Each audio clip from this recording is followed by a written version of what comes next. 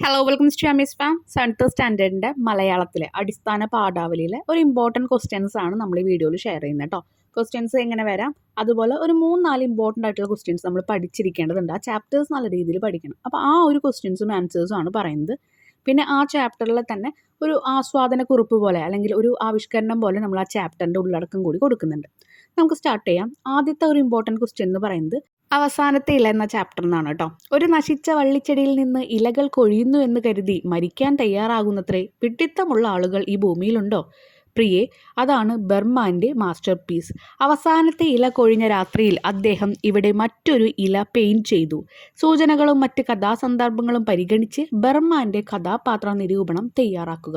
കഥാപാത്ര നിരൂപണം നമുക്ക് വരും. ഒരു കഥാപാത്ര നിരൂപണം വരുമ്പോൾ നമ്മൾ എഴുതേണ്ടത് ആ കഥാപാത്രം ഏത് ചാപ്റ്ററിലെയാണ്, ആ ചാപ്റ്റർ ആരെഴുതിയിരിക്കുന്നു എന്നുള്ളത് ആദ്യം എഴുതണം. പിന്നീട് ആ കഥാപാത്രത്തിൻ്റെ എന്തെങ്കിലും സ്വഭാവ സവിശേഷതയുണ്ടോ അല്ലെങ്കിൽ ആളുടെ രൂപത്തിനെ പറ്റി എന്തെങ്കിലും പറയുന്നുണ്ടോ അത് ഇൻക്ലൂഡ് ചെയ്യുക. അതിനുശേഷം ആ കഥയിലെ ആൾക്കുള്ള പ്രാധാന്യം പറയുക. എന്തെങ്കിലും കുറച്ച് സിറ്റുവേഷൻസ് ഒക്കെ കഥയിൽ നിന്ന് നമ്മൾ എഴുതുക, സന്ദർഭങ്ങൾ ഇൻക്ലൂഡ് ചെയ്യുക. നിങ്ങൾക്ക് എന്തെങ്കിലും ആളെ പറ്റി പറയാനുണ്ടെങ്കിൽ അത് ഒന്ന് വിലയിരുത്തിക്കൊണ്ട് ഒരു 2 ലൈനിൽ അവസാനം എഴുതി അവസാനിപ്പിക്കുക കേട്ടോ. അപ്പോൾ ഇവിടെ നമുക്ക് ആൻസർ നോക്കാം. ഒ ഹെൻറിയുടെ അവസാനത്തെ ഇല എന്ന കഥയിലെ ശ്രദ്ധേയനായ കഥാപാത്രമാണ് ബർമാൻ. ഒരു വയസ്സായ കലാകാരനായ ഇയാൾ ഒരു മഹാനായ ചിത്രകാരനാകണമെന്ന സ്വപ്നം കാണുകയും അതിനായി ഒരു മാസ്റ്റർ പീസ് വരയ്ക്കണമെന്ന ആഗ്രഹത്തിൽ കാത്തിരിക്കുകയും ചെയ്തു. എന്നാൽ ജീവിതത്തിലെ ബുദ്ധിമുട്ടുകൾക്കിടയിൽ അവൻ്റെ ആഗ്രഹങ്ങൾ പ്രതിഫലിക്കാതെ പോയി. ഉപജീവനത്തിനായി മോഡൽ ജോലിയിൽ ഏർപ്പെട്ടിരിക്കുന്നെങ്കിലും തൻ്റെ കഴിവ് ഒരു വലിയ സൃഷ്ടിയായി ഉപയോഗിക്കാനാകാതെ അവൻ നിരാശയിലാകുന്നു. ചിത്രകാരികളായ ജോൺസിയുടെയും സ്യൂവിൻ്റെയും അടുത്തയാളായ ബർമാൻ അവരെ ഒരു പിതാവിനെ പോലെ സ്നേഹിച്ചിരിക്കുന്നു. അസുഖബാധിതയായ ജോൺസി വള്ളിച്ചെടിയിലെ അവസാന ഇല വീണാൽ താൻ മരിക്കുമെന്ന വിചിത്രമായ വിശ്വാസത്തിലായപ്പോൾ അവളെ അതിൽ നിന്ന് രക്ഷിക്കണമെന്ന ആഗ്രഹം ബർമാനിൽ ഉണർന്നു. അതിനായി ഒരു കനത്ത മഴയുള്ള രാത്രിയിൽ തൻ്റെ ജീവനെ പോലും അപകടത്തിലാക്കി മതിലിൽ ഒരു ഇല ചിത്രീകരിക്കുന്നു. ഈ കൃത്രിമ ഇല കണ്ട് ജോൺസി അതിജീവിക്കാനുള്ള ആത്മവിശ്വാസം വീണ്ടെടുത്തു. പക്ഷേ കടുത്ത തണുപ്പും മഴയും ഏറ്റ ബർമാൻ ന്യൂമോണിയ ബാധിച്ച് മരിച്ചു. ഇങ്ങനെ ഒരു മാസ്റ്റർ പീസ് വരയ്ക്കാനാകാതെ ജീവിതം കഴിച്ചെന്ന അവൻ്റെ നിരാശ അവസാനിക്കുന്നതും അതിനേക്കാൾ വലിയൊരു കലാസൃഷ്ടിയിലൂടെ മറ്റൊരാളുടെ ജീവൻ രക്ഷിച്ചെന്ന മഹിമ തേടിയെത്തുന്നതുമാണ് ഈ കഥയുടെ ഹൃദയഭാഗം. ബർമാൻ തൻ്റെ ജീവൻ തന്നെ ഒരു കലാസൃഷ്ടിയായി മാറ്റിയതായി ഈ കഥ നമ്മളെ ബോധ്യപ്പെടുത്തുന്നു. അപ്പോൾ എന്തായിരുന്നു കഥ? അവസാനത്തെ ഇല എന്ന് പറഞ്ഞു കഴിഞ്ഞാൽ ഒരു മരത്തിൻ്റെ ഒരു വള്ളിയിൽ ഒരുപാട് ഇലകൾ ഉണ്ടായിരുന്നു. അപ്പോൾ അവിടെ ഈ സ്യൂ വയ്യാതെ കിടക്കുമ്പോൾ വിചാരിച്ചിരുന്നത് ആ ഒരു വള്ളിയിലെ ഇലകൾ ഓരോന്നോരോന്നായി കൊഴിഞ്ഞു പോകും തോറും തൻ്റെ ജീവനും തന്നെ വിട്ടു പോകും എന്നുള്ള രീതിയിലാണ് കിടന്നിരുന്നത്. അവസാനത്തെ ഇല അവിടെ നിന്ന് അടർന്നു വീഴുമ്പോൾ താൻ മരിക്കുമെന്ന വിശ്വാസത്തിൽ കിടന്നു. അപ്പോൾ ബർമാൻ ഇത് അറിഞ്ഞോടുകൂടി അവളുടെ ആ വിശ്വാസത്തെയാണ് ആ വിശ്വാസമാണ് അവളെ മരണത്തിലേക്ക് എത്തുന്നത് എന്ന് മനസ്സിലായി. അങ്ങനെ മനസ്സിലാക്കിയ ബർമാൻ എന്ത് ചെയ്തു? ഒരു ദിവസം രാത്രി മുഴുവൻ ഇരുന്ന് ആ ഒരു വള്ളിയിൽ അല്ലെങ്കിൽ ആ ഒരു ചില്ലയിൽ എന്ത് ചെയ്തു? ഒരു കൃത്രിമമായിട്ടൊരു ഇല വരച്ചു. പിന്നീട് രാവിലെ എണീക്കുമ്പോൾ അവൾ ആ ഒരു ഇല അവിടെ തന്നെ നിൽക്കുന്നത് കാണുമ്പോൾ അവൾക്ക് ആത്മവിശ്വാസം കൂടി അവൾ ജീവിതത്തിലേക്ക് തിരിച്ചു വന്നു. എന്നാൽ അന്ന് രാത്രി മുഴുവൻ അവിടെ ഇരുന്ന് ആ ഒരു പിക്ചർ വരച്ചിട്ട് ന്യൂമോണിയ കൂടി അത് ബാധിച്ച് അത് വലുതായി എന്തു ചെയ്തു? ബർമാൻ തൻ്റെ ജീവൻ വെടിയാണ് ചെയ്തത്. അപ്പോൾ ബർമാൻ ഏറ്റവും വലിയ ആഗ്രഹം എന്ന് പറയുന്നത് ഒരു മാസ്റ്റർ പീസ് ചിത്രം വരയ്ക്കണം എന്നായിരുന്നു. പക്ഷേ ഇതൊരു മാസ്റ്റർ പീസ് ചിത്രം വരയ്ക്കാനും അതുപോലെ തന്നെ അവളെ ജീവിതത്തിലേക്ക് തിരിച്ചു കൊണ്ടുവരാനും അദ്ദേഹം സ്വന്തം ജീവനാണ് അവിടെ ത്യജിച്ചത്. മനസ്സിലായല്ലോ ആ ഒരു ആശയം? ഇനി നമ്മൾ ആ ചാപ്റ്ററിൻ്റെ ആശയം കൊടുക്കുന്നുണ്ട്. അതിലെ എല്ലാ ഇമ്പോർട്ടൻറ്റ് പോയിൻറ്സും ഉണ്ട്. അപ്പോൾ നിങ്ങൾക്ക് എന്ത് ക്വസ്റ്റ്യൻ വന്നാലും നിങ്ങൾക്ക് ആൻസർ എഴുതാവുന്ന രീതിയിലാണ് നമ്മളിത് തയ്യാറാക്കിയിരിക്കുന്നത് കേട്ടോ. ഒ ഹെൻറിയുടെ അവസാനത്തെ ഇല എന്ന കഥയിൽ ന്യൂയോർക്കിനടുത്തുള്ളൊരു ഗ്രാമത്തിലെ ചെറിയ ഫ്ലാറ്റിൽ താമസിക്കുന്ന ചിത്രകാരികളായ ജോൺസിയും സ്യൂവുമാണ് ഇതിലെ പ്രധാന കഥാപാത്രങ്ങൾ. അവർ തമ്മിലുള്ള സൗഹൃദം, സ്നേഹം, ത്യാഗം എന്നിവയെല്ലാം അതിലുണ്ട്. ന്യൂമോണിയ ബാധയാൽ ഗുരുതരാവസ്ഥയിലായിരിക്കുന്ന ജോൺസി തൻ്റെ മുറിയുടെ പുറത്തു കാണുന്ന പഴകിയ വള്ളിച്ചെടിയിലെ അവസാന ഇല വീണാൽ താൻ മരിക്കുമെന്ന് വിശ്വസിച്ചിരിക്കുന്നു.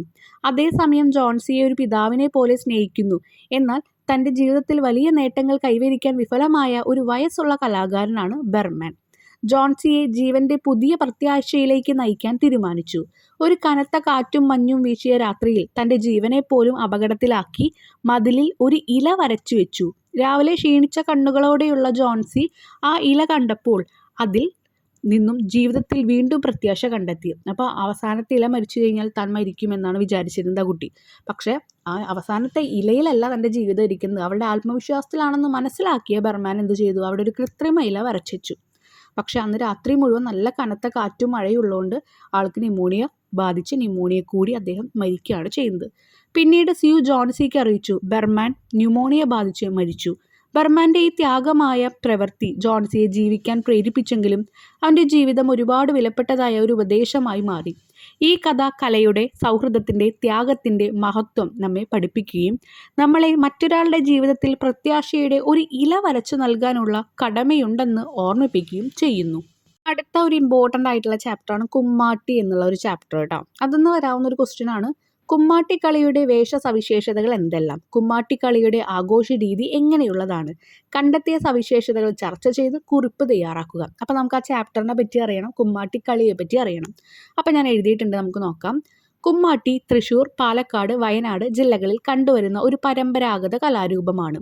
ആദ്യം മനകളിലും തറവാടുകളിലും അവതരിപ്പിച്ചിരുന്ന ഈ കല ഇന്ന് എല്ലാവർക്കും പങ്കുചേരാവുന്ന ഒരു ദേശോത്സവമായി മാറിയിട്ടുണ്ട്. CR രാജഗോപാലൻ രചിച്ച കുമ്മാട്ടി എന്ന ലേഖനം ഈ കലയുടെ സമ്പന്നമായ പാരമ്പര്യത്തെയും അവതരണ രീതികളെയും വിശദമായി വിവരിക്കുന്നു. വിളവെടുപ്പ് കഴിഞ്ഞ് കർഷകർ ആഹ്ലാദത്തോടെ ആഘോഷിക്കുന്ന ഈ കല വിനോദത്തിനും ദേവീ ആരാധനയ്ക്കുമുള്ളതാണ്. കുമ്മാട്ടി കലാകാരന്മാർ പ്രത്യേകമായ കുമ്മാട്ടിപ്പുല്ല് ശേഖരിച്ച് വേഷങ്ങൾ ഒരുക്കുന്നു. രഹസ്യമായി ഒരിടത്ത് വസ്ത്രം ധരിക്കുകയും മുഖാവരണം ചായക്കട്ടികൾ കൊണ്ട് വരയ്ക്കുകയും ചെയ്യുന്നു. മുഖം മറച്ചുപോലുള്ള വേഷങ്ങൾ ഇതിൻ്റെ സവിശേഷതയാണ്. കഥാപാത്രങ്ങളായ തള്ള, പന്നി എന്നിവ കലയിൽ പ്രധാനമാണ്. ഈ കലയുടെ അകമ്പടിയായി വില്ലിൻ്റെ താളം ഉപയോഗിക്കുന്നു. കുമ്മാട്ടിക്കാർ വീടുകളിൽ കയറി ചെല്ലുകയും പാട്ടുകൾ പാടുകയും താളത്തിനൊത്ത് ചുവട് വയ്ക്കുകയും ചെയ്യുന്നു. CR രാജഗോപാലൻ തൻ്റെ ലേഖനത്തിൽ കുമ്മാട്ടിയുടെ ചരിത്രം, വസ്ത്രധാരണം, സംഗീതോപകരണങ്ങൾ എന്നിവ വിശദമായി പ്രതിപാദിക്കുന്നുണ്ട്. ഇത് കലാരൂപം മാത്രമല്ല, ഗ്രാമങ്ങളുടെ ഐക്യവും ആഘോഷവുമെന്ന് പ്രകടിപ്പിക്കുന്ന ഒരു സമ്പന്നമായ പാരമ്പര്യമാണ്. കുമ്മാട്ടിയെ പറ്റിയിട്ട് അപ്പോൾ വളരെ സിമ്പിളായിട്ടുള്ള വാക്കുകളിലാണ് എഴുതിയിരിക്കുന്നത്, നിങ്ങൾക്ക് മനസ്സിലാവും കേട്ടോ. അപ്പോൾ നമ്മൾ വീണ്ടും ഇത് വിശദീകരിക്കേണ്ട ആവശ്യമില്ലല്ലോ. അടുത്ത ഇമ്പോർട്ടൻ്റ് ആയിട്ടുള്ള ഒരു ചാപ്റ്ററാണ് കാട് ആരത് എന്ന് ചോദിക്കുന്ന ആ ഒരു ചാപ്റ്റർ. അപ്പോൾ അതിൽ നമുക്ക് ഏറ്റവും ഇമ്പോർട്ടൻ്റ് ആയിട്ട് വരാവുന്ന ഒരു ക്വസ്റ്റ്യൻ ആണ് ആ ശീർഷകത്തിൻ്റെ ഔചിത്യം. കാരണം കാട് ആരത്, അവിടെ എന്താണ് ഉദ്ദേശിക്കുന്നത് എന്നുള്ള കാടിനെ പറ്റിയിട്ടാണ് നമുക്കറിയാം, പക്ഷെ അതിലെന്തായിരിക്കും എന്നുള്ളത് അറിയണം. കാടുമായുള്ള ഗോത്ര ജനതയുടെ ആത്മബന്ധം ചിത്രീകരിക്കുന്ന കവിതയാണ് ഇത്. കാട് ആരത് എന്ന ചോദ്യം അവരുടെ കാഴ്ചപ്പാടിൽ നിന്ന് ഉയരുന്നത് കൊണ്ടാണ് അതിൻ്റെ പ്രത്യേകത. ഗോത്രവർഗ്ഗങ്ങൾ കാടിനെ ആശ്രയിച്ചാണ് ജീവിതം നയിച്ചിരിക്കുന്നത്. നമ്മൾ കാട്ടുവാസികൾ, കാട്ടിൽ ജീവിക്കുന്ന ആൾക്കാരൊക്കെ പറയുന്നതാണ് കേട്ടോ. കാരണം അത് അവരുടെ ജീവിതത്തിൻ്റെ അവിഭാജ്യ ഘടകമാണ്. കാട്ടുമക്കൾ ഉറങ്ങിയ കാട്, വളർന്ന കാട് പോറ്റിയ കാട് എന്നീ വരികൾ, വളർന്ന കാട് പോറ്റിയ കാട് എന്നീ വരികൾ ഈ ബന്ധത്തിൻ്റെ ആഴം വ്യക്തമാക്കുന്നു. ഈ ചോദ്യം ഗോത്രജനതയുടെ കാടിനോടുള്ള അവകാശത്തെ സംശയിക്കാനല്ല, മറിച്ച് കാടിനെ സ്വന്തമാക്കാൻ ശ്രമിക്കുന്ന പുറമേ നിന്നുള്ള ശക്തികളെ പ്രതിനിധീകരിച്ചാണ് ഉയരുന്നത്. അപ്പോൾ ഈ ഗോത്രവർഗ്ഗക്കാർ പറയുന്നത് കാട് ഞങ്ങളുടെയാണ്, വേറെ ആർക്കും അങ്ങോട്ട് വരാൻ പാടില്ല, അങ്ങനെയല്ല, കാടിനെ സംരക്ഷിക്കണം എന്നൊരു ഉദ്ദേശമാണ് അവർ പറയുന്നത്. ശക്തികളെ പ്രതിനിധീകരിച്ചാണ് ഉയരുന്നത്. കാട് ഏത് ശക്തികളെയാണ്? പുറമേ നിന്നുള്ള ശക്തികളെ പ്രതിനിധീകരിച്ചാണ് ഈ ഒരു കാര്യങ്ങൾ അവർ ഉയർക്കുന്നത്. എന്താ പറയുന്നത്? കാട്ടുമക്കൾ ഉറങ്ങിയ കാട് എന്നുള്ള കാര്യങ്ങൾ, അതുപോലെ വളർന്ന കാട് പോറ്റിയ കാട്. ഓക്കെ, ഇനി കാട് പ്രകൃതിയുടേതാണ്, അതിന് പുറമെ ആരുടെയും അവകാശവാദം ശരിയല്ല എന്ന ഓർമ്മപ്പെടുത്തലാണ് ഈ കവിത നൽകുന്നത്. കാട് ആരത് എന്ന ശീർഷകം കവിതയുടെ ഉള്ളടക്കവും സന്ദേശവും മനസ്സിൽ പതിയുന്ന രീതിയിൽ അവതരിപ്പിക്കുന്നു. കാട് ആരത് എന്നുള്ളൊരു ചോദ്യത്തിൻ്റെ ആവശ്യം അവിടെ ഇല്ല. കാരണം കാട് എന്ന് പറയുന്നത് ഈ പ്രകൃതിയുടെയാണ്. ആ കാടിനെ ആക്രമിക്കാൻ ആർക്കും അവകാശമില്ല. ആ കാട് എന്ന് പറയുന്നത് സംരക്ഷിക്കാനാണ് ഗോത്രവർഗ്ഗക്കാർ നോക്കുന്നത്. ഒരിക്കലും അത് ഞങ്ങളുടെ സ്വത്താണെന്ന് പറഞ്ഞ് അവർ പിടിച്ചു വെക്കുന്നില്ല. ഇനി ആ കവിതയുടെ ആശയമാണ് നമ്മൾ പറയുന്നത് കേട്ടോ. അപ്പം നിങ്ങൾക്ക് ഈ ചാപ്റ്ററിന് എന്ത് ക്വസ്റ്റ്യൻ വന്നാലും അറ്റൻഡ് ചെയ്യാൻ പറ്റും. ആ രീതിയിലാണ് നമ്മൾ ഈ ആശയം തയ്യാറാക്കിയിരിക്കുന്നത്. കാട് ആദിവാസി ജീവിതത്തിൻ്റെ അനിവാര്യ ഘടകമാണ്. ഇന്നും അനവധി ആദിവാസി കുടുംബങ്ങൾ കാടുകളിലാണ് ജീവിക്കുന്നത്. അവരുടെ സംസ്കാരവും ജീവിതശൈലിയുമെല്ലാം കാടിനെ ആശ്രയിച്ചാണ് നിലനിൽക്കുന്നത്. സമകാലിക മലയാള സാഹിത്യത്തിൽ ആദിവാസി എഴുത്തുകാർക്കും അവരുടെ അനുഭവങ്ങൾക്കുമായി പ്രത്യേകം ഒരു ഇടം രൂപപ്പെട്ടിട്ടുണ്ട്. അതിൻ്റെ ഭാഗമായാണ് പ്രകാശ് ചെന്തളം മലവേട്ടുവ ഗോത്രഭാഷയിൽ രചിച്ച കാട് ആരത് എന്ന കവിത. ഈ കവിതയിൽ കാടും ആദിവാസികളും തമ്മിലുള്ള ആഴമുള്ള ബന്ധമാണ് കവി ചിത്രീകരിച്ചിരിക്കുന്നത്. കവിതയിൽ കാട് സ്വാഭാവികമായും മനുഷ്യൻ്റെ ഇടപെടലില്ലാതെ വളർന്ന ഒരിടമാണെന്ന് അടയാളപ്പെടുത്തുന്നു. കാരണം കാട് വളരാൻ നമ്മുടെ മനുഷ്യന്മാർ വെള്ളമൊഴിച്ച് കൊടുക്കണ്ട, അത് തനിയെ ഉണ്ടാവുന്നതാണ്. അത് മനുഷ്യർ ഉണ്ടാക്കിയതല്ല, സ്വന്തം നിലയിൽ തന്നെ ഉണ്ടായതാണെന്നാണ് ഇതിൻ്റെ മുഖ്യ ആശയം. കിളികളുടെ ഗീതം, കാറ്റിൻ്റെ ഓളങ്ങൾ, പച്ചപ്പിൻ്റെ മുദ്രത്വം എന്നിവയൊക്കെ കാടിൻ്റെ ജീവന്തത്വം പ്രകടിപ്പിക്കുന്നു. കാട് ആദിവാസി സമൂഹത്തിന് മാത്രം ആകുന്ന ഒന്നല്ല, അത് പ്രകൃതിയുടേതാണ് എന്നതാണ് ഇതിൻ്റെ സാരാംശം. നേരത്തേതിനേക്കാൾ ഇന്ന് കാടുകളുടെ എണ്ണം കുറയുന്നു, അതിൻ്റെ അതിരുകൾ ചെറുതാകുന്നു എന്ന വാസ്തവം കവിതയിൽ ദർശിക്കാം. കാരണം എന്താണ്, കാടുകളൊക്കെ മാറ്റി വലിയ വലിയ റിസോർട്ടുകളും ബിൽഡിങ്ങുകളൊക്കെ വരികയാണ്. അതിൻ്റെ ആവശ്യമുണ്ടോ? ഇല്ല. അത് പ്രകൃതിയുടെയാണ്, നമ്മുടെയല്ല. നമുക്ക് ജീവിക്കാനായിട്ട് കുറേ സ്ഥലം തന്നിട്ടുണ്ട്. എന്നിട്ടാണ് ഈ മനുഷ്യർ എന്ത് ചെയ്യുന്നത്? ആ സ്ഥലങ്ങളും പോയിട്ട് കൈയടക്കുന്നത്. അതിനാൽ തന്നെ കാട് വെറും ഓർമ്മയായി തീരുമോ എന്ന ആശങ്കയും ഇതിലുണ്ട്. അതേസമയം കാടും അതിൻ്റെ അനുഭവങ്ങളും അതിൻ്റെ കഥകളിലൂടെയും പാട്ടുകളിലൂടെയും പകരം നൽകുന്നു. പ്രകാശ് ചെന്തളം ഈ കവിതയിലൂടെ ആദിവാസി സമൂഹത്തിൻ്റെ വികാരങ്ങളെയും അവകാശങ്ങളെയും പ്രതിനിധീകരിക്കുന്നു. കാടിൻ്റെ സംരക്ഷണം എന്ന സാരഭൂത സന്ദേശം ശക്തമായി ഉണർത്തുന്ന ഈ വരികൾ പ്രകൃതിയോടുള്ള ഉത്തരവാദിത്തം എല്ലാവർക്കും ഓർമ്മിപ്പിക്കുന്നു. ക്ലിയർ ആയില്ലേ? കാട്ടിലെ ആദിവാസികൾ എന്താ പറയുക, അത് അവർക്ക് അവകാശമുള്ളതാണെന്ന് അവർ പറയുന്നില്ല. മറിച്ച് നമുക്കാർക്കും ആ കാടിനെ ഉപദ്രവിക്കാനോ കാട് നശിപ്പിക്കാനുള്ള അവകാശമില്ല, അതാണ് പറയുന്നത്. കാടെന്ന് പറയുന്നത് പ്രകൃതിയുടെയാണ്. അങ്ങനെയുള്ള കാര്യങ്ങളാണ് വിശദമാക്കുന്നത് കേട്ടോ. പിന്നെ വരാവുന്ന ഒരു ഇമ്പോർട്ടൻ്റ് ആയിട്ടുള്ള ഒരു ചാപ്റ്ററാണ് കർഷക സ്ത്രീകളെ പറ്റിയിട്ട് പറയുന്ന ഗ്രാമസ്ത്രീകൾ എന്ന് പറഞ്ഞ ആ ഒരു ചാപ്റ്റർ. കർഷക സ്ത്രീകളെ ഗ്രാമസ്ത്രീകൾ എന്ന് വിശേഷിപ്പിക്കുന്നതിൻ്റെ കാരണങ്ങൾ എന്തെല്ലാം കവിത വിശകലനം ചെയ്ത് കുറിപ്പ് തയ്യാറാക്കുക. കടത്തനാട്ട് മാധവി അമ്മയുടെ ഗ്രാമസ്ത്രീകൾ എന്ന കവിത ഗ്രാമീണ കാലത്തിൻ്റെ കർഷക ജീവിതത്തെ ഹൃദയസ്പർശിയായ രീതിയിൽ ചിത്രീകരിക്കുന്നു. കൃഷിയുമായി ബന്ധമുള്ള സ്ത്രീകളുടെ അധ്വാനവും അവരുടെ ജീവിതത്തിൻ്റെ സൗന്ദര്യവും ഈ കവിത ഉജ്ജ്വലമായി ആവിഷ്കരിക്കുന്നു. കർഷക സ്ത്രീകൾ ഗ്രാമത്തിൻ്റെ ആധാരം, സമൃദ്ധിയുടെ പ്രതീകങ്ങൾ എന്നിവ കവിത വ്യക്തമാക്കുന്നു. ഗ്രാമസ്ത്രീകളുടെ അധ്വാന ശേഷിയെപ്പറ്റി കവിതയിൽ പറയുന്നുണ്ട്. കവിതയുടെ മുഖ്യ പ്രതിപാദ്യ വിഷയം കൃഷിയിൽ ഏർപ്പെട്ടിരിക്കുന്ന സ്ത്രീകളാണ്.